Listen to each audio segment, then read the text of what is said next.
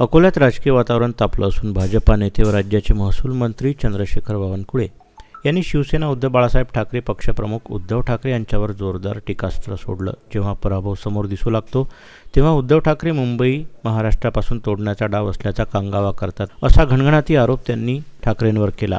भाजपाच्या प्रचारार्थ मंत्री चंद्रशेखर बावनकुळे यांनी अकोल्यात रात्री 2 जाहीर सभा घेतल्या। पहिल्या सभेत जुन्या शहरातील शिवाजीनगर परिसरात तर दुसरी सभा देशमुख फैलातील शिवाजी पार्क भागात पार पडली। या दोन्ही सभांमधून बावनकुळे यांनी कार्यकर्ते व मतदारांशी थेट संवाद साधत अकोल्यात भाजपाला स्पष्ट बहुमत देण्याचं आवाहन केलं। सभांमध्ये बोलताना बावनकुळे म्हणाले की अकोल्याचा सर्वांगीण विकास केवळ भाजपच्या नेतृत्वाखाली शक्य आहे।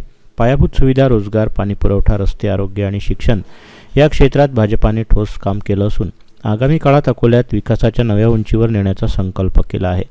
सभेनंतर माध्यमांशी बोलताना त्यांनी उद्धव ठाकरे यांच्यावर टीका करताना निवडणुकीत पराभव निश्चित दिसू लागला की दिशाभूल करणारे मुद्दे उपस्थित केले जातात। मुंबई महाराष्ट्रापासून तोडण्याचा डाव असल्याचा आरोप हा जनतेच्या सहानुभूती मिळवण्याचा केवळ राजकीय स्टंट आहे असे म्हटले।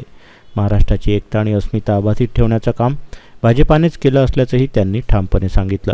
तसेच भाजपची संघटनात्मक ताकद, केंद्र व राज्य सरकारच्या योजनांचा लाभ थेट जनतेपर्यंत पोहोचत असल्यामुळे आगामी निवडणुकीत भाजपाला घवघवीत यश मिळेल असा विश्वास बावनकुळे यांनी व्यक्त केला।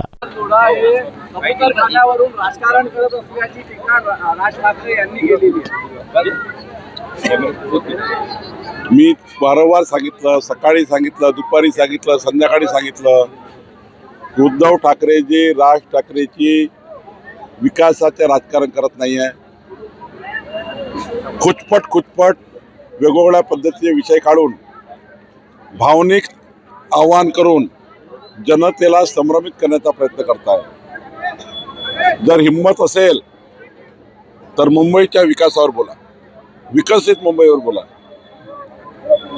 उद्धव ठाकरेजी, राज ठाकरेजी मुंबईच्या विकासाच्या कुठल्याही योजनेवर बोलत नाही, विकासाचा प्लॅन तयार नाही, डेव्हलपमेंटचा माइंड नाही।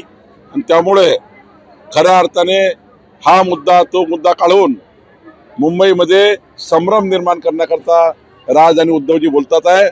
खऱ्या अर्थाने जनता यांच्यावर विश्वास ठेवणार नाही, जनता ही विकासावर विश्वास ठेवते आहे आणि विकसित मुंबई करता देवेंद्र फडणवीसजी, एकनाथ शिंदेजीलाच मतदान करणार आहे। भाजपा शिवसेना युतीलाच मतदान होणार आहे।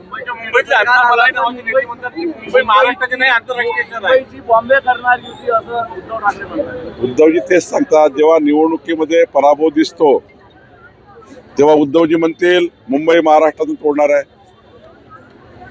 कुणाची हिंमत आहे मुंबई तोडायची?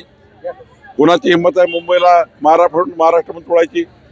खऱ्या अर्थाने कुणाचीच हिंमत नाही आहे। मुंबई महाराष्ट्राचा अविभाज्य अंग आहे आणि चंद्र सूर्य आहे तोपर्यंत मुंबई महाराष्ट्राची राहणार आहे। मराठीत मी वारंवार सांगतो, संभ्रमाचे मुद्दे तयार करायचे, मराठीवाद तयार करायचा, हिंदीवाद तयार करायचा, समाजामध्ये तंटा निर्माण करायचा, भावनिक आव्हान तयार करायचं, यातनं काही होणार नाही।